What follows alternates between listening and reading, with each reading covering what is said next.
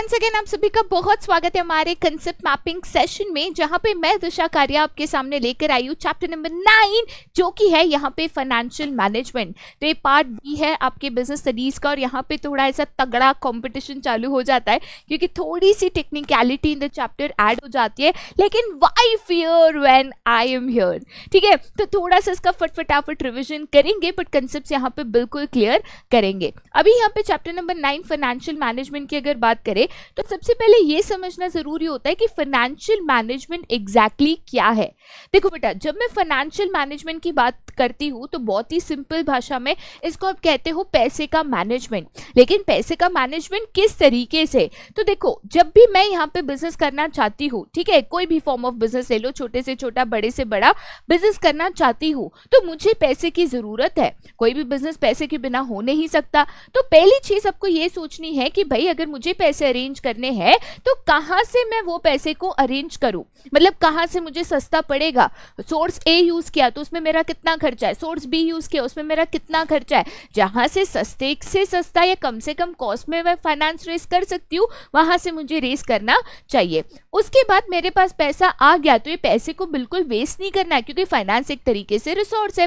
तो एक तरीके से हम यहाँ पे एफिशिएंट यूज ऑफ रिसोर्सेज की बात करते हैं कि फाइनेंस को बिल्कुल वेस्ट नहीं करना है। सोच समझकर अप्रोप्रिएटली फाइनेंशियल प्लानिंग करके आपको डिसीजन लेना होता है कि भाई ये पैसे को आप कहाँ पे कब कैसे यूज करोगे, राइट। उसके बाद जो नेक्स्ट आता है यहाँ पे वो है distribution and disposal of surplus. मतलब क्या? अब देखो, आपके कंपनी में किसी ने इन्वेस्ट किया, मान के चलिए शेयर होल्डर्स है, तो हम कहते हैं shareholders are the owners of the company. तो ऐसे केस में कंपनी जो भी प्रॉफिट कमाती है उसको शेयर होल्डर्स को डिस्ट्रीब्यूट करना होता है in the form of dividend. तो ये डिविडेंड कितना डिक्लेयर किया जाए, कब ज्यादा दिया जाए, कब कम दिया जाए, इन शॉर्ट यहाँ पे आपकी फाइनेंस को लेकर कोई भी डिसीजन लेना, चाहे वो पैसा कहाँ से आएगा, कहाँ पे इस्तेमाल होगा, प्रॉफिट कितना कब कैसे डिस्ट्रीब्यूट होगा, ये सारे डिसीजंस यहाँ पे फाइनेंशियल मैनेजमेंट में आते हैं। ठीक है, चलिए जाते हैं फिर हम आगे।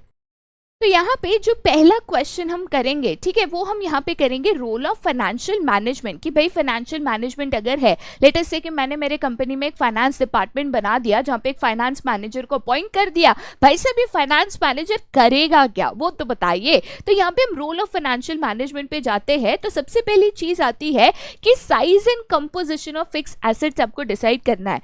देखो बेटा, फिक्स एसेट्स में बहुत पैसा इन्वेस्ट होता है। आपको लैंड खरीदना है, बिल्डिंग खरीदनी है, मशीनरी खरीदनी है, टेक्नोलॉजी है, फर्नीचर, फिक्सचर्स है, फिक्स एसेट में बहुत ज्यादा पैसा जाता है। तो कितने फिक्स एसेट्स लेना, कितना पैसा है आपके पास, कितना पैसा फिक्स एसेट्स में ब्लॉक करना है, क्योंकि लॉन्ग टर्म इन्वेस्टमेंट है। आज आपने पैसा डाला, कल रिकवर कर लिया, ऐसा नहीं है। तो आपको ये सोचना होता है कि भाई मुझे कितना फिक्स एसेट चाहिए, कितना मैं फिक्स एसेट्स में इन्वेस्ट करना चाहती हूँ, कितने फिक्स एसेट्स की साइज होगी डिपेंडिंग ऑन आपके पास कितना पैसा है।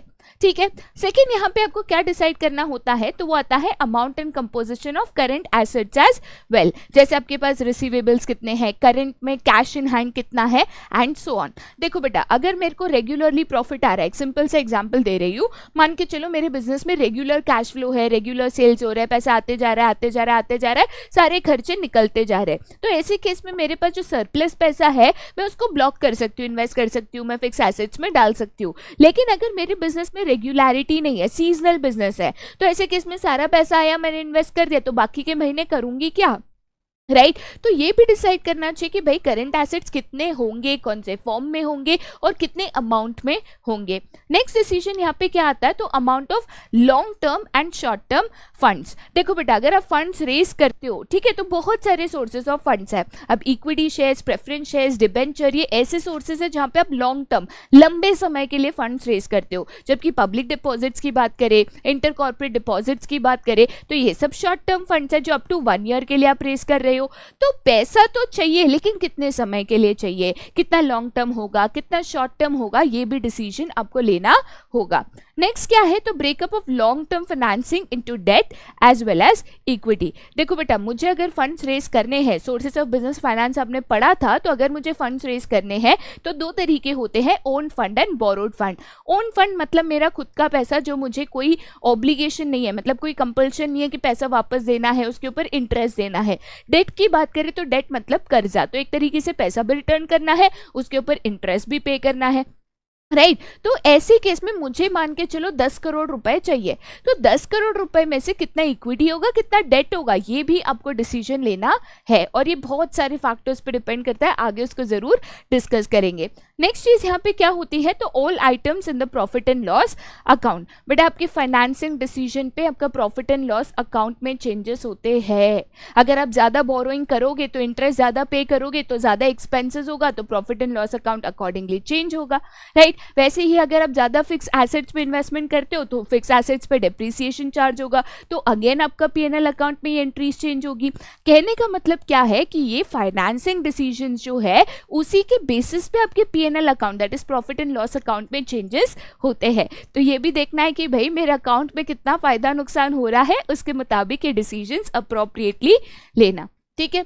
नेक्स्ट चीज बेटा हम यहाँ पे क्या देखेंगे, तो डिफरेंट यहाँ पे फाइनेंशियल डिसीजंस देखेंगे, राइट अगर मैं फाइनेंसिंग डिसीजंस की बात करूं या एज ए फाइनेंस मैनेजर की बात करूं, तो मेजरली आपको 3 इंपॉर्टेंट डिसीजंस लेने हैं, ठीक है। दिखते तो 3 है बट वैसे बहुत ही फाड़ू खतरनाक डिसीजन लेने होते हैं भाई, इसके ऊपर कंपनी का पूरा फाइनेंशियल स्टेबिलिटी डिपेंडेंट होता है।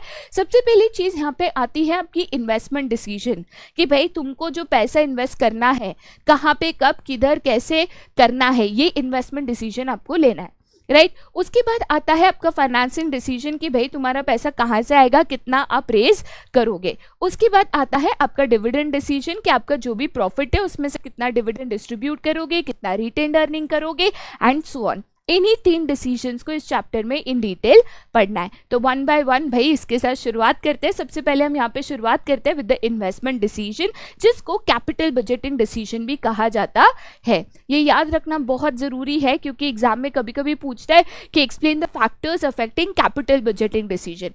बच्चा कहता है मैम ऑटो सिलेबस क्वेश्चन आया था, ऐसा नहीं होता, ठीक है। तो याद रखना investment decision is also known as capital budgeting decision, ये याद रखना है। अब इन्वेस्टमेंट डिसीजन की बात करो तो बेटा ये ऐसा डिसीजन है जो देखता है कि हम हमारा पैसा कहां पे इन्वेस्ट करेंगे, as simple as that. Fix assets में कितना डालेंगे, कितना पैसा कैश इन हैंड रखेंगे, कितना पैसा वर्किंग कैपिटल के लिए रखेंगे, इन शॉर्ट इन्वेस्टमेंट कहां पे कितना होना है, ठीक है।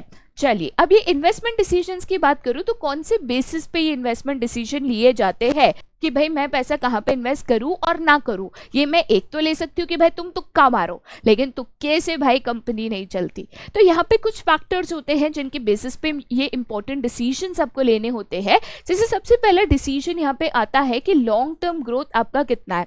देखो बेटा एक चीज समझो, फिक्स एसेट्स शॉर्ट टर्म में रिटर्न नहीं देते। आज आपने जमीन खरीदी, 2 महीने में आपका पैसा रिकवर हो गया, प्रॉफिट हो गया, ऐसा नहीं होता है। आपके जो भी फिक्स एसेट्स पे इन्वेस्टमेंट होते हैं उनके रिटर्न्स आपको लॉन्ग टर्म में ही मिलने वाले हैं।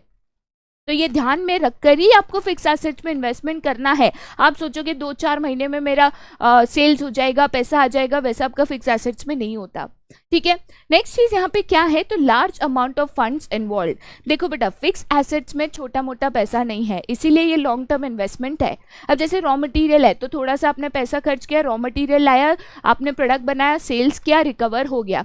फिक्स एसेट्स में ऐसा नहीं है, और फिक्स एसेट्स में huge amount of funds involve होता है। इसीलिए फिक्स एसेट्स को लेकर जो भी डिसीजन लिया जाता है बहुत केयरफुल कंसिडरेशन के बाद, चीज़ों को समझकर, चीज़ों को कैलकुलेट करके, सारे फैक्टर्स को देखकर ही लिया जाता है, राइट। नेक्स्ट चीज यहाँ पे क्या है कि रिस्क इन्वॉल्व। देखो बेटा जब भी large amount of funds block करने की बात आती है, राइट आप करोड़ों रुपए फिक्स एसेट्स में इन्वेस्टमेंट कर रहे हो, तो जाहिर सी बात है ज्यादा अमाउंट ऑफ फंड्स है प्लस लॉन्ग टर्म के लिए ब्लॉक करना है, तो उसमें रिस्क भी ज्यादा होता है कि कल उठ के अगर फिक्स एसेट्स में डिसीजन लेने में थोड़ी सी भी बेटा गलती हो गई ना तो आपको नुकसान ज्यादा हो सकता है। अब वर्किंग कैपिटल में क्या है, थोड़ा बहुत रॉ मटेरियल वेस्ट भी हो गया, 200, 500, 400, 20-25 हजार ऐसा नुकसान होता है। बट फिक्स एसेट्स में बिकॉज ह्यूज फंड्स है, रिस्क ज्यादा है, चांसेस ऑफ लॉस भी ज्यादा है अगर आपने एक छोटा सा भी गलत डिसीजन ले लिया, ठीक है। Last but not the least, ये डिसीजन कभी भी इरिवर्सिबल होता है। इरिवर्सिबल मतलब क्या कि एक बार डिसीजन ले लिया, फिर लगेगा अरे रे रे नहीं मेरे को ऐसा नहीं करना था, गलत डिसीजन है, पैसा नहीं बचा, इसको बदल नहीं सकते। इतना आसान नहीं है फिक्स एसेट्स में जो भी आप इन्वेस्टमेंट डिसीजन लेते हो उसको चेंज करना। और इसीलिए ये one of the most important area होता है जहाँ पे बहुत केयरफुली सोच समझकर सारे फैक्टर्स को देखकर समझकर कैलकुलेट कर डिसीजन लेना होता है, क्योंकि रिस्क ज़्यादा है, पैसा भी इन्वॉल्व ज़्यादा है, प्लस से डिसीजन बदला नहीं जा सकता, तो सोच समझ के डिसीजन लेना है क्योंकि एक गलती भारी पड़ सकती है। ठीक है, चलिए आगे जाते हैं फिर टू द नेक्स्ट, जो कि है फैक्टर्स अफेक्टिंग इन्वेस्टमेंट या कैपिटल बजटिंग डिसीजन। ठीक है, मतलब मान के चलो कि मैं यहाँ पे इन्वेस्टमेंट डिसीजन ले रही हूँ, राइट। तो मैंने कहा कि इसको सोच समझ कर लेना है, रिस्क इन्वॉल्व होता है, तो क्या सोच कर लेना है, मतलब क्या मैं देखूँ, किन फैक्टर्स को देखूँ ये इन्वेस्टमेंट डिसीजन लेने के पहले। तो सबसे पहले आपको देखना है कि आपका cash flow of the project कितना है।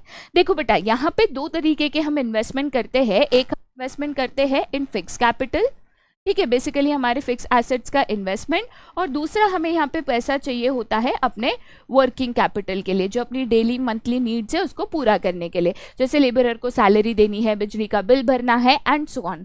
तो ऐसे केस में मान के चलो आप एक प्रोजेक्ट में इन्वेस्ट कर रहे हो जहाँ पे आपको रेगुलर रिटर्न्स मिल रहा है, हर महीने आपके सेल्स आ रहे हैं, हर महीने आपका पैसा आ रहा है, जैसे बिजली का बिल भरना, लोगों की सैलरी भरना, ये सारे खर्चे आपके निकल रहे हैं। तो ऐसे केस में यस, आप फिक्स एसेट्स में ज़्यादा इन्वेस्टमेंट कर सकते हो क्योंकि मंथली खर्चे तो आपके निकल रहे।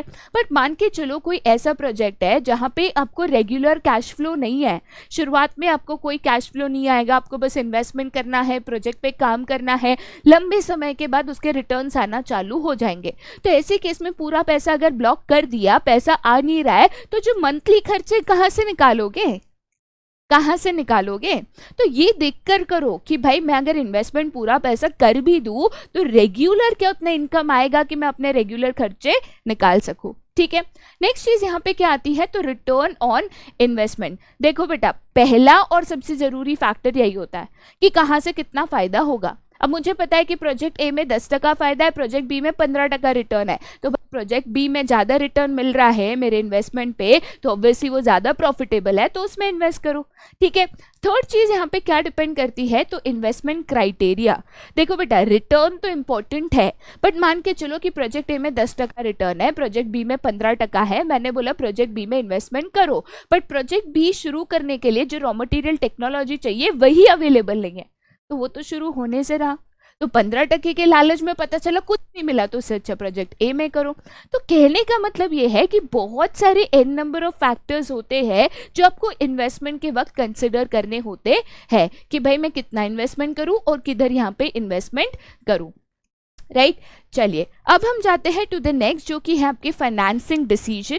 फाइनेंसिंग डिसीजन बेसिकली क्या कहता है, दो इंपॉर्टेंट चीज़ है कि बाबा आपको पैसा चाहिए तो कहाँ से लाना है, कहाँ से बेसिकली सस्ता पड़ेगा, और दूसरा पैसे आने के बाद इसको आपको कहाँ पे कैसे इस्तेमाल करना है। ठीक है, तो मेन कंसर्न यहाँ पे क्या होता है फाइनेंस मैनेजर का, जब भी वो फाइनेंसिंग डिसीजन ले रहा है कि how much to raise from owners fund and how much to raise from borrowed fund.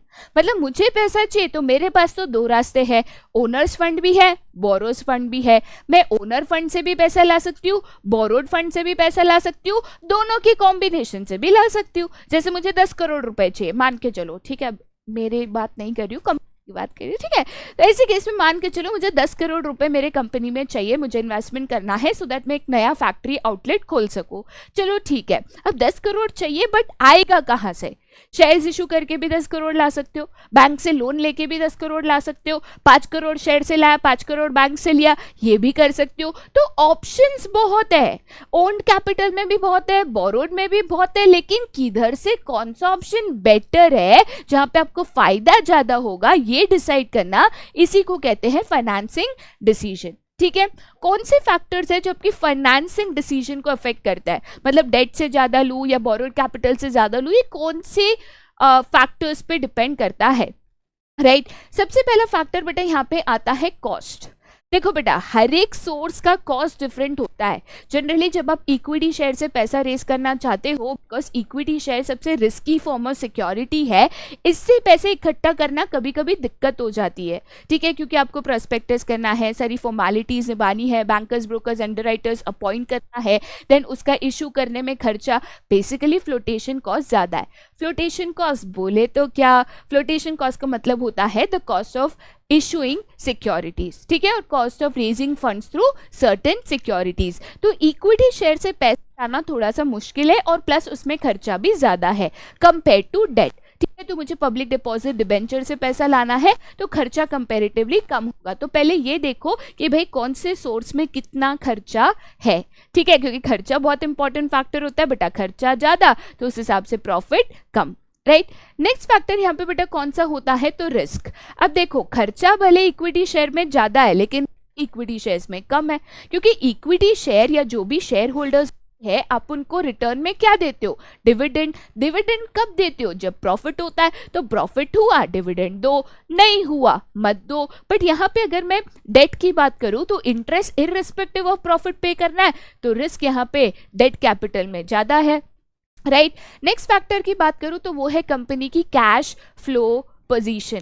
देखो बेटा, कैश फ्लो पोजीशन हमेशा से इंपॉर्टेंट होती है, क्योंकि कंपनी की अगर इनकम रेगुलर है ना, कंपनी ने अगर लोन लिया है तो भी वो इंटरेस्ट पे कर पाएगी, बट इरेग्युलैरिटी इन इनकम है, इरेग्युलैरिटी इन कैश फ्लो है, ठिकाना नहीं है, किसी महीने सेल्स होता है, किसी महीने नहीं भी होता है, तो ऐसे केस में तुम हर महीने इंटरेस्ट कैसे पे करोगे, तो ऐसे केस में ओनर फंड बेटर चॉइस होती है। नेक्स्ट क्या है, तो कंट्रोल कंसिडरेशन। अब देखिए, shareholders are the owners of the company, तो वही कंपनी के सारे डिसीजंस लेते हैं। जितने शेयर होल्डर्स बढ़ते जाएंगे उतना कंट्रोल हर एक शेयर होल्डर का कम कम कम कम होते जाएगा, क्योंकि ओनर्स बढ़ते गए तो कंट्रोल कम कम होते जाएगा, राइट। तो ऐसे केस में आप चाहते हो कि भाई मुझे कंट्रोल कम नहीं करना है, जो एग्जिस्टिंग शेयर होल्डर्स है वो कहते हैं भाई हम तो कंट्रोल कम नहीं करेंगे, तो डेट कैपिटल ही ऑप्शन है। बट शेयर होल्डर्स कहते हैं चलो छोड़ो ना यार, ये कंट्रोल डाइल्यूशन चलेगा मेरे को, तो ऐसे केस में आप ओनर फंड्स यूज करके शेयर्स इश्यू कर सकते हो, ठीक है।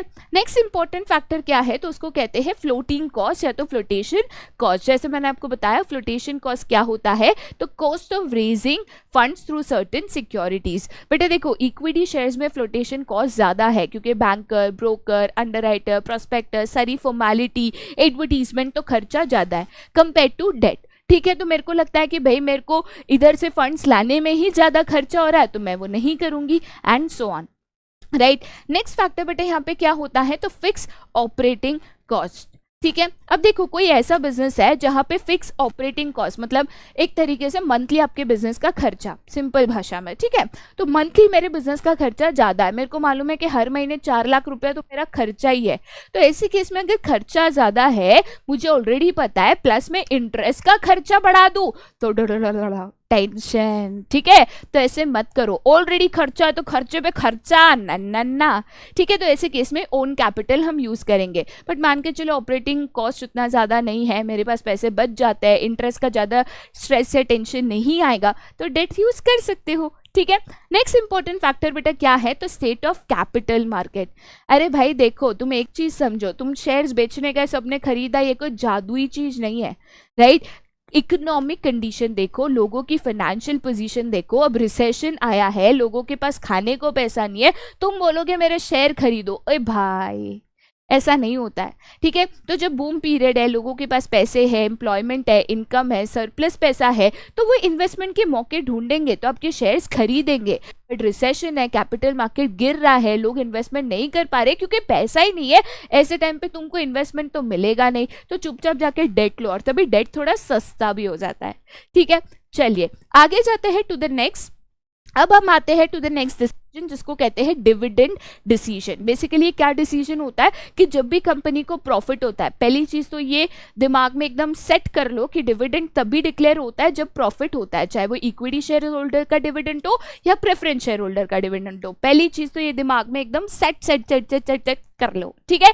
अब देखिए, डिविडेंड डिसीजन की बेटा बात करें तो डिविडेंड डिसीजन में आपको ये डिसाइड करना होता है कि अगर कंपनीज का प्रॉफिट होता है तो क्या पूरा प्रॉफिट डिविडेंड के तौर पे दे दूं या थोड़ा सा रिटेन रिटेन्ड अर्निंग रखूं या ज्यादा रिटेन्ड अर्निंग रखूं या पूरा रिटेन्ड अर्निंग रखूं, ये जो डिसीजन आप लेते हो इसी को क्या कहते हैं, इसी को यहाँ पे डिविडेंड डिसीजन कहते हैं, जहाँ पे सरप्लस फंड जो है उसमें से कितना डिस्ट्रीब्यूट करना है कितना नहीं करना है इसका डिसीजन आप लेते हो। अगेन ये डिसीजन कैसे लोगे, एक तो है कि आपको जो सही लगे वो करो, बट इससे कंपनी अगेन नहीं चलती, तो कुछ फैक्टर्स है जो आपको सोचने होता है। जैसे पहला फैक्टर है यहाँ पे अर्निंग। अब देखो बेटा, कंपनी को ज्यादा प्रॉफिट हुआ, आपके पास ज्यादा पैसा है तो ज्यादा डिविडेंड दो ना भाई, फिर किस बात की कंजूसी। बट अगर प्रॉफिट बहुत कम हुआ तो तुम ज्यादा डिविडेंड कहाँ से दोगे, खुद के जेब से तो पैसे डालोगे नहीं, ठीक है। नेक्स्ट चीज यहाँ पे क्या होती है, तो स्टेबिलिटी ऑफ अर्निंग। इस स्टेबिलिटी ऑफ अर्निंग मतलब क्या, एक कंपनी होती है जो हर साल प्रॉफिट कमा रही है और एक कंपनी होती है कभी प्रॉफिट कभी लॉस, कभी प्रॉफिट कभी लॉस, तो इसको कहते हैं अनस्टेबल अर्निंग्स, ठीक है, कि कभी अर्निंग होता है कभी अर्निंग नहीं होता है। अब देखो हर साल प्रॉफिट होता है, आपको पता है कि हर साल मेरे खर्चे निकल रहे हैं, कोई रिस्क नहीं है, कोई टेंशन नहीं है, तो लोग सोचेंगे कि चलो प्रॉफिट है डिविडेंड दे देते हैं, बट आपका कोई ठिकाना नहीं, नेक्स्ट ईयर लॉस हो सकता है, तो नेक्स्ट ईयर लॉस होएगा तो लॉस की भरपाई कहाँ से तो करोगे। तो ऐसे केस में हम डिविडेंड कम डिक्लेयर करते हैं और थोड़ा सा पैसा रिटेन अर्निंग में रख देते हैं कि भाई नेक्स्ट ईयर अगर प्रॉफिट नहीं हुआ लॉस हुआ तो इन पैसे को यूज करके चुका देंगे। थर्ड फैक्टर क्या होता है, तो कैश फ्लो पोजीशन। देखो बेटा, जैसे मैंने कहा कैश फ्लो पोजीशन हर जगह इंपॉर्टेंट है क्योंकि मोस्ट इंपॉर्टेंट डिसीजन फैक्टर होता है, इसको हमेशा याद रखना। देखिए बेटा, cash flow position dividend decision कैसे अफेक्ट करता है। अगेन मुझे पता है कि मेरी रेगुलर इनकम आ रही है, रेगुलर सेल्स हो रही है, मेरी जो भी जरूरत है वो मेरे सेल से पूरी हो रही है, तो डिविडेंड को साइड में रख के क्या करूं, मुझे उसकी जरूरत ही शायद ना पड़े। बट अगर कोई सीजनल बिजनेस है तो अभी तो धूम धड़ाका प्रॉफिट हो रहा है, हो सकता है कि नेक्स्ट मंथ ना हो, बट नेक्स्ट मंथ खर्चे तो होंगे, लोगों को सैलरी देना है, बिजली का बिल भरना है, ये तो खर्चा तो होगा, तो खर्चा निकालने के लिए हो सकता है थोड़े पैसे साइड में रखने पड़े, तो डिविडेंड कम डिक्लेयर करो, ठीक है।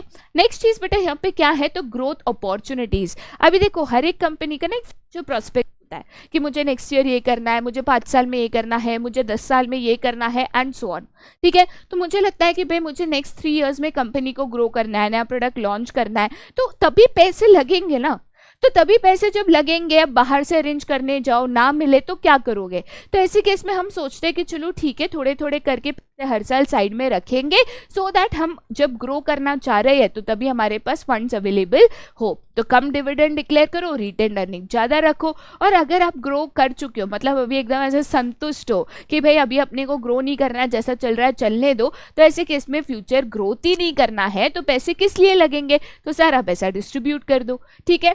नेक्स्ट फैक्टर क्या होता है यहाँ पे, तो स्टेबिलिटी ऑफ डिविडेंड। देखो बेटा, ये एक तरीके से एक पॉलिसी होती है स्टेबिलिटी ऑफ डिविडेंड।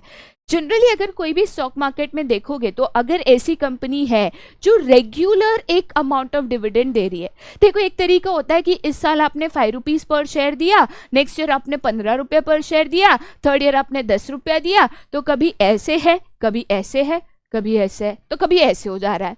तो यहाँ पे ना पता नहीं चलता कि कब ग्रोथ है कब नहीं है, ठीक है, अनस्टेबल है, ऊपर नीचे। तो ऐसी कंपनीज का ना मार्केट प्राइस नहीं बढ़ता क्योंकि पता नहीं नेक्स्ट ईयर क्या होने वाला है ना।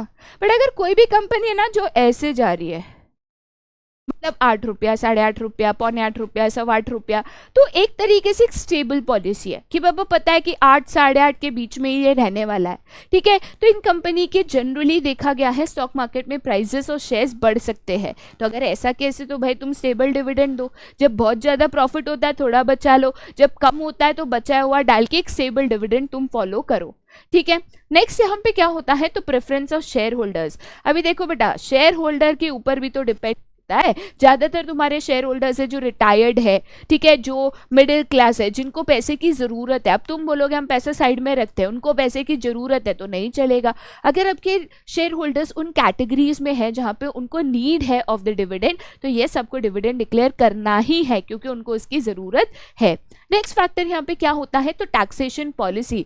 देखो बेटा, डिविडेंड पे टैक्सेस ज्यादा चार्ज होता है, ठीक है, तो टैक्स अगर टैक्स परसेंटेज है, टैक्स रेट ज्यादा है तो कंपनी डिविडेंड कम डिक्लेयर करेगी, टैक्स रेट कम है तो डिविडेंड ज्यादा डिक्लेयर करेगी, मतलब इनवर्स चलता है, ठीक है। नेक्स्ट चीज यहाँ पे क्या है, तो access to capital market consideration. मतलब क्या, देखो एक चीज होती है कि अभी मैं सारा पैसा अगर डिविडेंड के तौर पे दे दूं, कल उठ के जरूरत पड़ी तो क्या, तो मुझे पता है कि कल उठ के जरूरत पड़ेगी तो मैं एडिशनल पैसा स्टॉक मार्केट से रेस कर सकती हूँ, कोई मुझे उसमें दिक्कत नहीं आएगी, फंड्स अवेलेबल हो जाएंगे, कोई दिक्कत नहीं, फिर डिविडेंड डिक्लेयर करो। बट अगर स्टॉक मार्केट कंसिडरेशन आपका ये कहता है कि कल उठ के पैसे की जरूरत पड़ी तो हो सकता है वो पैसा अरेंज करने में दिक्कत आए, तो अभी से आप थोड़ा थोड़ा पैसा साइड में रखोगे, डिविडेंड कम डिक्लेयर करोगे, रिटेन्ड अर्निंग रखोगे। भाई इसमें एक लीगल रेस्ट्रिक्शन भी आता है, इतना हम डिस्कस कर रहे हैं, बट कुछ कायदे कानून भी होता है, ठीक है, हर चीज अपने मर्जी से नहीं होती, कुछ दायरे कायदे के दायरे में भी रह के करना है। कंपनीज एक्ट और जो हम आर्टिकल्स ऑफ एसोसिएशन बनाते हैं, जो हमारे internal rules and regulations of a company decide करते हैं, उसमें ऑलरेडी ये डिविडेंड डिक्लेरेशन पॉलिसी होती है, ठीक है, तो उनको तो आपको फॉलो करना ही है। प्रॉफिट 1 रुपया भी डिविडेंड नहीं दिया, अगर कायदे के खिलाफ है तो आप ये कर ही नहीं सकते, ठीक है। नेक्स्ट चीज बेटा यहाँ पे क्या है, तो आपका कॉन्ट्रैक्चुअल कंसिडरेशन। कॉन्ट्रैक्चुअल कंसिडरेशन कब आता है, जब आपने बाहर कोई एक्सटर्नल बैंक, कंपनी, इंस्टीट्यूट से आपने बोरोइंग करा है। हम मान के चलो आपने लॉन्ग टर्म बोरोइंग करा है, पैसा उधारी देते वक्त उन्होंने कंडीशन रखी थी कि भाई आपको इतना डिविडेंड हर साल साइड में रखना है, तो रखना ही पड़ेगा, ठीक है। बट अगर ऐसा किया है तो ठीक है, तभी अप्लाई होता है। नेक्स्ट चीज यहाँ पे क्या है, तो स्टॉक मार्केट रिएक्शन। अब देखो हर साल थोड़ा थोड़ा थोड़ा डिविडेंड देकर आपकी कंपनी का यहाँ पे शेयर प्राइस बढ़ रहा है, मार्केट वैल्यू बढ़ रही है, तो देना ही चाहिए। जनरली कंपनीज जो हायर डिविडेंड डिक्लेयर करती है उनकी मार्केट में एक रेप्यूटेशन बिल्ड होती है और उनका यहाँ पे मार्केट शेयर या मार्केट प्राइस शेयर इंक्रीज होता है, तो जाहिर सी बात है ये शेयर होल्डर का वेल्थ मैक्सिमाइजेशन कर रहा है, तो आपको ये करना ही चाहिए, ठीक है। चलिए अब हम जाते हैं टू द नेक्स्ट, जो कि है आपका कंसेप्ट ऑफ फाइनेंशियल प्लानिंग। बेटा यहाँ पे मैं फाइनेंशियल प्लानिंग की बात करूँ तो फाइनेंशियल प्लानिंग बेसिकली क्या कहता है कि आप पहले से सोचो कि क्या आपको कितना खर्च करना है, किस पे खर्च करना है, एंड अकॉर्डिंगली कितने पैसे आपको लगेंगे। देखो बेटा कभी कभी क्या होता है कि मुझे पैसे की ज़रूरत पड़ सकती है, बट कितनी मैंने सोचा नहीं तो ज़्यादा फंड्स रेस कर लिया। अब 3 करोड़ की ज़रूरत है, तुमने 5 करोड़ रेस कर लिया, वो 2 करोड़ ऐसे ही साइड में पड़ा है, आइडल पड़ा है, उसके ऊपर तुम इंटरेस्ट पे कर रहे हो, तो क्या मतलब है, तुम्हारा कॉस्ट ही बढ़ा ना। और मान के चलो 3 करोड़ की जरूरत है, तुमने 2 करोड़ ही रेस किया, ठीक है, तो 1 करोड़ कम है, तो तुम्हारा काम कैसे होगा।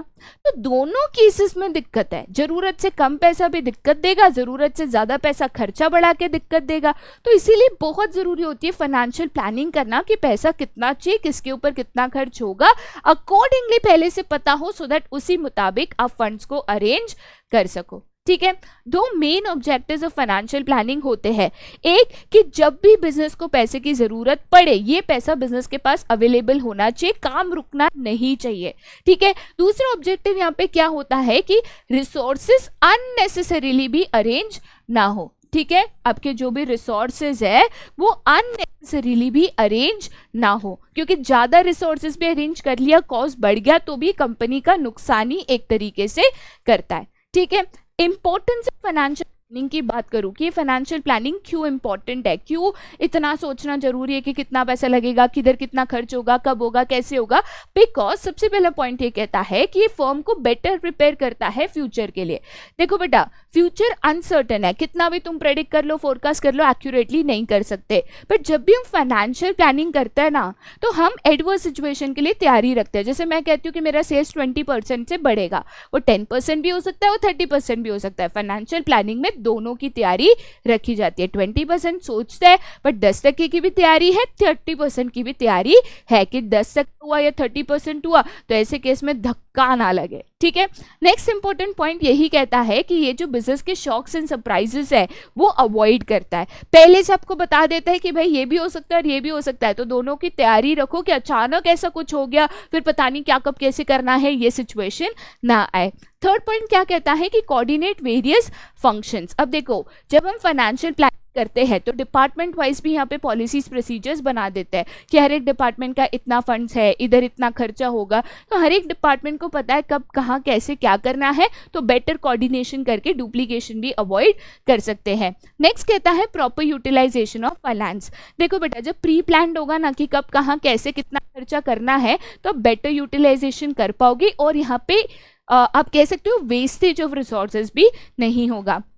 नेक्स्ट पॉइंट क्या कहता है कि link between the present and the future. अभी आपकी क्या पोजीशन है, आगे जाके क्या हो सकता है, आप दोनों के लिए तैयार हो। आपको पता है कि फ्यूचर में आपको क्या एक्सपेक्ट करना है, क्या हो सकता है, और उसी मुताबिक आप करेंटली प्रिपेयर करके रखते हो। नेक्स्ट चीज यहाँ पे क्या है, तो link between investment and financing decision. देखो बेटा, मुझे पता है कि कल उठ के क्या होगा, क्या हो सकता है, तो आज मेरे पास जितना पैसा है उसमें से कितना इन्वेस्ट करना है और कितना कल के लिए मुझे रखना है, ये भी मैं डिसाइड कर सकती हूँ। कल उठ के मुझे पता है कि चलो कोविड है, कभी भी मैं बीमार हो सकती हूँ, मेडिकल खर्चे बढ़ सकते हैं, तो मैं यहाँ पे इन्वेस्टमेंट कम करूंगी, स्पेशली इन लॉन्ग टर्म, क्योंकि पैसे की जरूरत पड़ सकती है, मुझे दिख रहा है। ठीक है, इस तरीके से डिसीजन लिए जाता है। नेक्स्ट चीज क्या है, तो marks evaluation of actual performance earlier. देखो बेटा, प्लानिंग जब भी करते हो, चाहे वो किसी भी चीज की प्लानिंग हो, प्लानिंग का काम होता है टू सेट स्टैंडर्ड्स। ठीक है, स्टैंडर्ड्स जब भी सेट करेंगे, स्टैंडर्ड्स क्या होता है, तो एक्सपेक्टेड रिजल्ट कि ये होना चाहिए, राइट। तो हम एक्चुअल परफॉर्मेंस को स्टैंडर्ड परफॉर्मेंस से कंपेयर इजीली कर सकते हैं। तो ये एक आप कह सकते हो बेस ऑफ कंपेरिजन भी यहाँ पे आपको देता है, राइट। नेक्स्ट यहाँ पे क्या है, तो आपका कैपिटल स्ट्रक्चर। अब ये बहुत ही सिंपल कंसेप्ट है, इसमें से जनरली न्यूमेरिकल आता है, बस आपको इसका फॉर्मूला मेनली याद रखना है। कैपिटल स्ट्रक्चर क्या कहता है कि भाई out of your total capital, मान के चलो आपके कंपनी में 100 करोड़ का कैपिटल है, तो 100 करोड़ में से कितना डेट होगा, कितना इक्विटी होगा, दैट्स इट। और इसीलिए इसका फॉर्मूला भी बेटा क्या है, तो डेट अपॉन इक्विटी। ठीक है, सेम कंसेप्ट फाइनेंशियल लेवरेज होता है, बट दोनों का जो सोच है, मतलब जो पर्पस है, वो अलग है। ठीक है, देखो कैपिटल स्ट्रक्चर बस ये कहता है कि मेरे पास जो पैसे उसमें से डेट कितना है, इक्विटी कितना है। फाइनेंशियल लेवरेज क्या कहता है कि दोनों फंड्स के अपने अपने फायदे नुकसान है। अब डेट ज्यादा रिस्की है क्योंकि आपको प्रॉफिट हुआ ना हुआ इंटरेस्ट पे करना है। अगर मैं इक्विटी की बात करूं तो इक्विटी कम रिस्की है, बट उसका फ्लोटेशन कॉस्ट ज्यादा है, डाइल्यूशन ऑफ कंट्रोल होता है, तो ये भी एक दिक्कत है, plus earning per share decrease हो सकता है। तो मैं जब भी डिसीजन लूं कि मुझे मेरे कैपिटल में डेट डालना है, नहीं डालना है, कम डालना है, ज्यादा डालना है, ये दो ही फैक्टर्स पे डिपेंड करता है। पहला फैक्टर कि क्या वो मेरे शेयर होल्डर्स की वेल्थ मैक्सिमाइज कर रहा है, मतलब डेट इंक्लूड करने से अगर अर्निंग पर शेयर बढ़ रहा है तो मुझे वो करना चाहिए। ठीक है, दूसरी चीज यहाँ पे क्या इंपॉर्टेंट रखती है कि अगर आपका return on investment, that is your ROI, अगर वो ग्रेटर है, राइट, अगर वो ज्यादा है, ग्रेटर मतलब क्या कि अगर वो ज्यादा है then the rate of interest, right, interest से ज्यादा है, मतलब आप डेट पे इंटरेस्ट पे कर रहे हो, उससे आपका रिटर्न ऑन इन्वेस्टमेंट ज्यादा है, तो आप फायदे में चल रहे हो, तो भी आपको डेट इंक्लूड करना चाहिए। तो ये दो फाइनल फैक्टर्स होते हैं जो ये डिसीजन को यहाँ पे एनहांस करते हैं या इन्फ्लुएंस करते हैं। ठीक है, कौन से फैक्टर्स है जो आपके कैपिटल स्ट्रक्चर को अफेक्ट करते हैं, मतलब कौन सी चीज़ों को ध्यान में रखते हुए आपको देखना है कि डेट लूँ या ओन फंड रखूँ या डेट कम लूँ या ज़्यादा लूँ। ठीक है, सबसे पहला फैक्टर यहाँ पे आता है again your cash flow position. देखो बेटा, कैश फ्लो पोजीशन अगर सही है, रेगुलर इनकम आ रही है, तो डेट ले सकते हो क्योंकि आपको इंटरेस्ट पे करना है, माना, बट आपके पास उतना मंथली इनकम आ रहा है कि आप इंटरेस्ट पे कर सकोगे। बट कैश फ्लो पोजीशन ठीक नहीं है, आपको पता नहीं है कि पैसा आएगा नहीं आएगा, बहुत अनस्टेबल है, मत लो डेट। ठीक है, क्योंकि इंटरेस्ट पे कर पाओगे नहीं कर पाओगे, एक रिस्क आ जाएगा। नेक्स्ट यही फैक्टर पे आता है आपका ICR, जो कि एक प्रैक्टिकल तरीका है। ICR कैसे कैलकुलेट होता है, तो EBIT, that is earning before interest and tax divided by your interest. Basically interest coverage ratio क्या है, वो आपको बताता है कि कितनी बार आपकी कंपनी की EBIT में से आप इंटरेस्ट पे कर सकोगे, मतलब इंटरेस्ट पे कर सकोगे या नहीं, दैट्स ऑल। इंटरेस्ट पे कर सकोगे, अगर ICR ज्यादा है तो ज्यादा डेट लो, ICR कम है, चांसेस कम है कि आप इंटरेस्ट पे कर सकोगे, तो भाई साहब तुम डेट कम लो। ठीक है, नेक्स्ट चीज बेटा यहाँ पे क्या है, तो उसका सिमिलर सिचुएशन है DSCR, that is debt service coverage ratio. Debt service coverage ratio क्या कहता है, वो एक थोड़ा सा हायर वर्जन ऑफ ICR है। ICR में आप देखते हो कि इंटरेस्ट पे कर पाओगे कि नहीं, डेट सर्विस कवरेज रेशियो में इंटरेस्ट और प्रिंसिपल दोनों देखा जाता है। देखो बेटा, डेट एक तरीके से उधारी का पैसा है, प्रिंसिपल अमाउंट भी तो तुमको रिटर्न करना है ना। तो यहाँ पे डेट सर्विस कवरेज रेशियो क्या कहता है कि क्या कंपनी अपना प्रिंसिपल अमाउंट और इंटरेस्ट दोनों यहाँ पे दे पाएगी।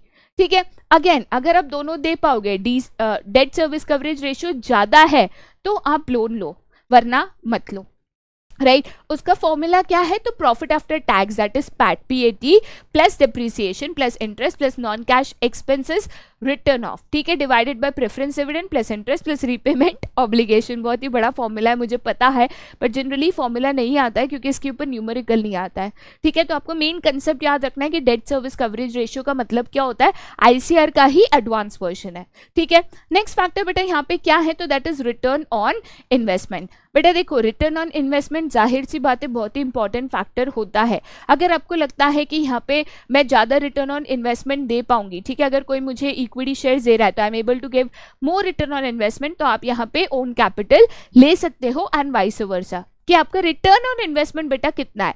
जैसे मैंने कहा, always always prefer return on investment is greater than the interest paid on debt. अगर ये आपको मिल रहा है ना तो डेट आप ले सकते हो, ठीक है, याद रखना। नेक्स्ट इंपॉर्टेंट फैक्टर क्या है, तो that is the cost of debt. अब देखो, मुझे अगर डेट इजीली मिल रहा है, इंटरेस्ट रेट करेंटली कम चल रहा है, तो क्या दिक्कत है, इंटरेस्ट रेट कम है तो मैं इजीली शायद पे कर सकूंगी, तो ज्यादा डेट ले सकते हो।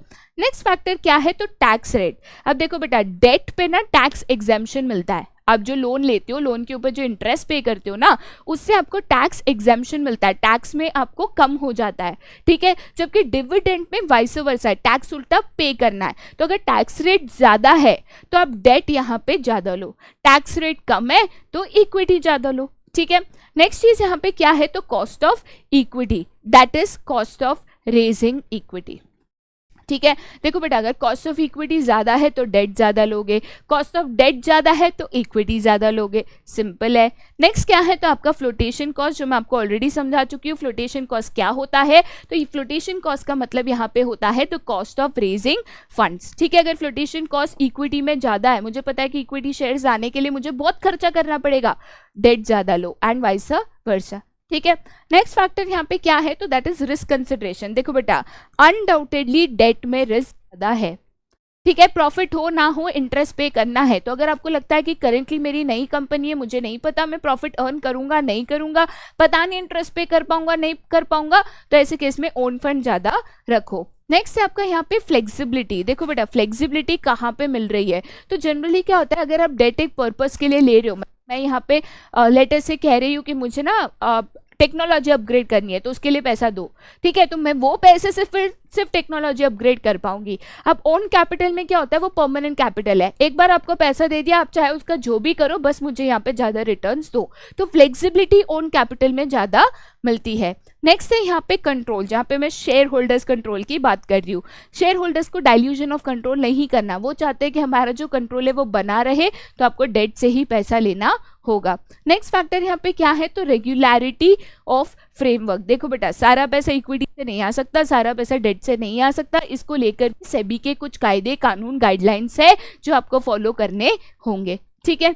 नेक्स्ट चीज क्या है, तो स्टॉक मार्केट कंसिडरेशन। देखो बेटा, अगर स्टॉक मार्केट में रिसेशन चल रहा है, अगर लोगों के पास उतना पैसा नहीं है कि वो शेयर्स में इन्वेस्ट करे, उतना रिस्क ले, तो ऐसे केस में डेट ही आपके पास ऑप्शन बच जाएगा, ठीक है। नेक्स्ट क्या है, एंड द लास्ट क्या है, that is capital structure of other companies. बहुत बार जो नई कंपनीज होती है, जो छोटी कंपनीज होती है, वो बाकी कंपनीज के कैपिटल स्ट्रक्चर को फॉलो करती है, लेकिन वेरी केयरफुली, क्योंकि उनकी पोजीशन, उनका कंसिडरेशन अलग हो सकता है, आपका अलग हो सकता है, तो ऐसे ब्लाइंडली फॉलो करना सही नहीं होता है। बट हाँ, आप एग्जाम्पल्स ले समझ के फॉलो कर भी सकते हो, depending on company to company ये चेंज होता है, ठीक है। Last but not the least, तो इंपॉर्टेंट चीजें हमें यहाँ पे करनी है, fix capital and working capital and उनका जो रिक्वायरमेंट फैक्टर्स है कि फिक्स कैपिटल कब ज्यादा चाहिए कब कम चाहिए, फैक्टर्स अफेक्टिंग करने हैं। सबसे पहले फिक्स कैपिटल वर्किंग कैपिटल क्या होता है ये मैं आपको समझा दूं। फिक्स कैपिटल मतलब ये होता है कि कितना पैसा आप फिक्स एसेट्स में इन्वेस्टमेंट करोगे, जैसे लैंड है, बिल्डिंग है, मशीनरी है, टेक्नोलॉजी है, फर्नीचर है, फिक्सचर्स है, एक्सेट्रा, उसमें कितना पैसा आप यहाँ पे इन्वेस्टमेंट करोगे, इसको कहते हैं फिक्स कैपिटल, ठीक है। इसको यहाँ पे कैपिटल बजटिंग डिसीजन या इन्वेस्टमेंट डिसीजन भी यहाँ पे कहा जाता है, जो मैं आपको ऑलरेडी बता चुकी हूँ। अब कौन से फैक्टर्स है जो requirement of fix capital decide करेंगे। कुछ बिजनेस में फिक्स कैपिटल कम चाहिए, किसी में ज्यादा चाहिए, कैसे पता चलेगा। तो सबसे पहले आपको देखना है कि नेचर ऑफ बिजनेस क्या है। अब देखो, अगर आपका यहाँ पे मैन्युफैक्चरिंग का बिजनेस है, प्रोडक्शन है, ठीक है, फैक्ट्री है, तो आपको लैंड चाहिए, बिल्डिंग चाहिए, हैवी मशीनरी चाहिए, इक्विपमेंट चाहिए, ट्रांसपोर्टेशन व्हीकल्स चाहिए, तो जाहिर सी बात है फिक्स एसेट ज़्यादा चाहिए। फिक्स एसेट ज़्यादा चाहिए तो फिक्स एसेट्स का पैसा ज़्यादा चाहिए। रिटेल बिजनेस है तो ये चीज़ें नहीं चाहिए, तो फिक्स एसेट्स का रिक्वायरमेंट कम, तो फिक्स कैपिटल का रिक्वायरमेंट कम। उसके बाद आता है आपका स्केल ऑफ ऑपरेशन, मतलब कौन से लेवल पे आप बिजनेस कर रहे हो। लार्ज स्केल बिजनेस कर रहे हो, बहुत ही हायर स्केल पे बिजनेस कर रहे हो, इंटरनेशनल लेवल पे बिजनेस कर रहे हो, तो जाहिर सी बात है ज़्यादा पैसा चाहिए, ज़्यादा फिक्स एसेट चाहिए, तो ज़्यादा फिक्स कैपिटल चाहिए। एंड वाइस वर्सा, छोटे स्केल पे बिजनेस कर रहे हो तो फिक्स एसेट्स कम चाहिए, तो फिक्स कैपिटल कम चाहिए। ठीक है, नेक्स्ट फैक्टर क्या है, तो टेक्निक ऑफ प्रोडक्शन। अब देखो बेटा, यहाँ पे अगर आप capital intensive technique of production use कर रहे हो, मतलब मशीनरी टेक्नोलॉजी ज़्यादा यूज कर रहे हो, फिक्स कैपिटल ज़्यादा चाहिए। लेबर इंटेंसिव यूज कर रहे हो, तो लेबर तो भाई कोई फिक्स एसेट्स नहीं है, तो उसके लिए पैसा कम चाहिए। ठीक है, नेक्स्ट चीज क्या है, तो टेक्नोलॉजी अपग्रेडेशन। मैं चाहती हूँ कि मैं लेटेस्ट टेक्नोलॉजी यूज करूँ, लेटेस्ट टेक्नोलॉजी आती है हमेशा महंगी, तो फिक्स कैपिटल ज़्यादा चाहिए। आपके बिजनेस में लेटेस्ट टेक्नोलॉजी का कोई यहाँ पे लेना देना नहीं है, तो फिक्स कैपिटल कम चाहिए। नेक्स्ट है आपका ग्रोथ प्रोस्पेक्ट्स। आप ग्रो करना चाहते हो, एक्सपैंड करना चाहते हो, तो एडिशनल फिक्स एसेट्स खरीदोगे। एडिशनल फिक्स एसेट्स खरीदा तो फिक्स कैपिटल रिक्वायरमेंट बढ़ जाएगा, एंड वाइस वर्सा। ठीक है, नेक्स्ट चीज यहाँ पे क्या है बेटा, तो डाइवर्सिफिकेशन। डाइवर्सिफिकेशन का मतलब होता है एडिशनल प्रोडक्ट लॉन्च करना। ठीक है, तो और प्रोडक्ट्स लॉन्च करना है, तो और फिक्स एसेट चाहिए, तो और फिक्स कैपिटल चाहिए।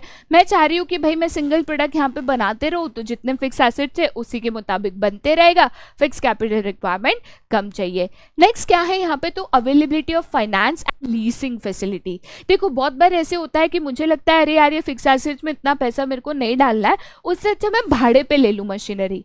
ठीक है, अब आपने रेंट आउट किया तो जाहिर सी बात है खर्चा कम हो गया, फिक्स कैपिटल रिक्वायरमेंट कम हो गया। ठीक है, नेक्स्ट एंड द लास्ट चीज क्या है, तो ऑफ कोलैबोरेशन या तो joint venture.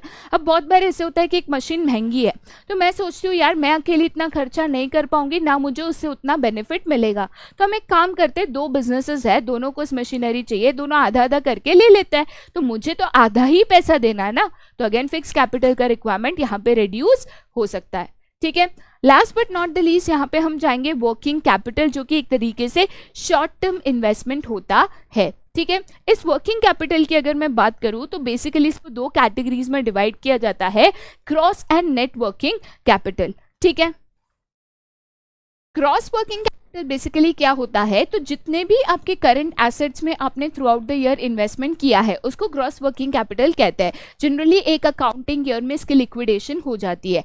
Net working capital कैसे कैलकुलेट होता है, तो सिंपल सा फॉर्मूला है, आपके करंट एसेट्स माइनस आपका करंट लायबिलिटीज। अब ये नेगेटिव भी हो सकता है, पॉजिटिव भी हो सकता है। करंट लायबिलिटी ज्यादा है तो नेगेटिव हो जाएगा, करंट लायबिलिटी कम है कंपेरेटिवली तो पॉजिटिव हो जाएगा। ठीक है, बेसिकली इतना ही याद रखना है। अभी मैं यहाँ पे फैक्टर्स अफेक्टिंग वर्किंग कैपिटल की बात करूँ तो सबसे पहला फैक्टर जो यहाँ पे आता है वो है आपका नेचर ऑफ बिजनेस। अगेन देखो बेटा, मैन्युफैक्चरिंग का बिजनेस है, रॉ मटेरियल, लेबर, उस चीज़ों में खर्चा ज़्यादा जाएगा तो वर्किंग कैपिटल ज़्यादा चाहिए। सिमिलरली होलसेलर के कंसेप्ट में वर्किंग कैपिटल ज़्यादा चाहिए, रिटेलिंग में कम चाहिए। ठीक है, नेक्स्ट है आपका यहाँ पे again scale of operation. Large scale पे बिजनेस करोगे तो ज़्यादा पैसा लगेगा, कम स्केल पे बिजनेस करोगे मतलब स्मॉलर स्केल पे बिजनेस करोगे तो वर्किंग कैपिटल कम लगेगा। थर्ड है यहाँ पे बिजनेस साइकिल फ्लक्चुएशन। अब देखो बेटा, हर एक बिजनेस साइकिल है ना फ्लक्चुएट होती है, कभी वो ऐसे जाती है कभी वो ऐसे आती है। तो बिजनेस साइकिल जब भी ऐसे जा रही है ना, मतलब बूम पीरियड है, तो डिमांड ज्यादा है तो ज्यादा बनाओगे तो ज्यादा वर्किंग कैपिटल लगेगा। बट अगर बिजनेस साइकिल में यहाँ पे रिसेशन है, डिप्रेशन है, डिमांड कम होते जा रही है तो गुड्स कम बनाओगे तो कम वर्किंग कैपिटल लगेगा। ठीक है, नेक्स्ट चीज यहाँ पे क्या है बेटा, सीजनल फैक्टर्स। अब कुछ बिजनेसेस होते हैं जो सीजनल है, तो जैसे सीजन आ जाती है ना तो सीजन के वक्त वर्किंग कैपिटल ज्यादा लगता है। जैसे फॉर एग्जांपल विंटर वेयर, ठीक है, तो हम स्वेटर जैकेट्स कभी बनाते हैं, ठंड के पहले बनाते हैं, तो ठंड के पहले उनको ज्यादा वर्किंग कैपिटल चाहिए। जैसे ठंडी खत्म हो जाएगी, उनका प्रोडक्शन बंद होते जाएगा तो वर्किंग कैपिटल रिक्वायरमेंट खत्म होते जाएगी। ठीक है, नेक्स्ट चीज यहाँ पे क्या है, तो टेक्नोलॉजी एंड प्रोडक्शन साइकिल। देखो बेटा, सबसे पहले बात टेक्नोलॉजी की। ठीक है, आप टेक्नोलॉजी ज्यादा यूज कर रहे हो, लेबर कम यूज कर रहे हो तो कैपिटल कम चाहिए क्योंकि यहाँ पे आपको फिक्स कैपिटल ज्यादा लगेगा। But labour intensive technology use कर रहे हो, लेबरर्स को ज्यादा यूज कर रहे हो तो ज्यादा सैलरी वेजेस जा रहा है तो वर्किंग कैपिटल ज्यादा चाहिए। राइट और उसी के साथ साथ प्रोडक्शन साइकिल की बात करूँ तो देखो बेटा, कुछ चीज़ों को बनाने में समय ज़्यादा लगता है, ठीक है, तो आप 6 महीने लगा रहे हो उस चीज़ों को सिर्फ बनाने में, वर्किंग कैपिटल ज़्यादा चाहिए। कुछ चीज़ों का कैसे है, बना बिका पैसा आया, बना बिका पैसा आया, तो वर्किंग कैपिटल कम चाहिए क्योंकि कंटिन्यूस सेल्स होके पैसा आते जा रहा है, राइट। नेक्स्ट चीज़ क्या होती है, तो क्रेडिट अलाउड। अब देखो बेटा, अगर आप ऐसे बिजनेस में हो जहाँ पे आप क्रेडिट अलाउ कर रहे हो आपके कस्टमर्स को, मतलब आप उधारी पे चीजें बेच रहे हो, ठीक है, तो जाहिर सी बात है उधारी पे बेच रहे हो तो वर्किंग कैपिटल ज्यादा चाहिए ना, क्योंकि अभी तक पैसा आया नहीं है, एंड वाइस वर्सा। सिमिलरली एक होता है क्रेडिट अवेल। क्रेडिट अवेल मतलब क्रेडिट अवेलेबल। मान के चलो आपके सप्लायर्स है, वो आपको उधारी पे रॉ मटेरियल दे रहे हैं, तो आपको वर्किंग कैपिटल कम चाहिए क्योंकि उधारी पे लिया, बेचा, पैसा आया, पे कर दिया, ठीक है, बट उधारी पे नहीं मिल रहा है तो वर्किंग कैपिटल ज्यादा चाहिए। नेक्स्ट चीज क्या होती है, तो ऑपरेटिंग एफिशिएंसी। ऑपरेटिंग एफिशिएंसी मतलब क्या, कि आप रिसोर्सेज को कितने अच्छे से यूज कर रहे हो। देखो बेटा, अगर रिसोर्सेज का वेस्टेज ज्यादा होता है तो खर्चा बढ़ता है, वर्किंग कैपिटल का रिक्वायरमेंट बढ़ता है, बट अगर आप बहुत एफिशिएंटली यूज करते हो तो खर्चा कम होता है, वर्किंग कैपिटल रिक्वायरमेंट कम होता है, ठीक है। नेक्स्ट चीज यहाँ पे क्या है, तो लेवल ऑफ कंपटीशन। देखो बेटा, लेवल ऑफ कंपटीशन अगर मार्केट में ज्यादा है ना, तो आपको कंज्यूमर्स को कन्विंस करने के लिए, ये देखने के लिए कि कंज्यूमर्स आपके पास आए, उनको बहुत सारी फैसिलिटीज देनी पड़ेगी, क्रेडिट फैसिलिटी देनी पड़ेगी, फ्री होम डिलीवरी देनी पड़ेगी, फ्री गिफ्ट्स या सैंपल्स देना पड़ेगा, तो आपका खर्चा ऑफ वर्किंग कैपिटल बढ़ जाएगा, ठीक है। नेक्स्ट चीज यहाँ पे क्या है, तो उसको कहते हैं इन्फ्लेशन। इन्फ्लेशन मतलब प्राइजेस का बढ़ जाना, ठीक है, a general increase in the price level. In short चीज़ें महंगी हो जानी, तो लेबर महंगा हो गया, ट्रांसपोर्टेशन महंगा हो गया, पैकेजिंग महंगा हो गया, तो जाहिर सी बात है भाई कैपिटल रिक्वायरमेंट बढ़ेगी ही ना, ठीक है। लास्ट बट नॉट लीस्ट इसको कहते हैं ग्रोथ प्रोस्पेक्ट्स। अब देखो, बिजनेस को अगर फ्यूचर में ग्रो करना चाह रहे हो, एक्सपैंड करना चाह रहे हो, तो जाहिर सी बात है बेटा पैसा ज़्यादा लगेगा ही लगेगा, ठीक है। चलिए, तो इसी के साथ जो है हमारा चैप्टर और उसका जो क्विक फटाफट रिवीजन जो है, ठीक है, कंसेप्ट मैपिंग जिसको हम कहते हैं, वो खत्म होता है। उम्मीद रखती हूँ कि भाई थोड़ा सा टेक्निकल चैप्टर था, बट सारे पॉइंट्स में यहाँ पे क्लियर कर पाए रहूंगी। फिर भी कोई दिक्कत है, कोई डाउट है तो नीचे कमेंट सेक्शन में जरूर पूछेगा, बट अभी के लिए यहीं पे bye and have a nice day.